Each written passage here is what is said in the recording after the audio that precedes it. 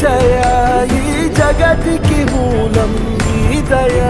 నీ దర్శనముంది వెలిగిన జ్యోతి మనసున చిన్మయ పరమ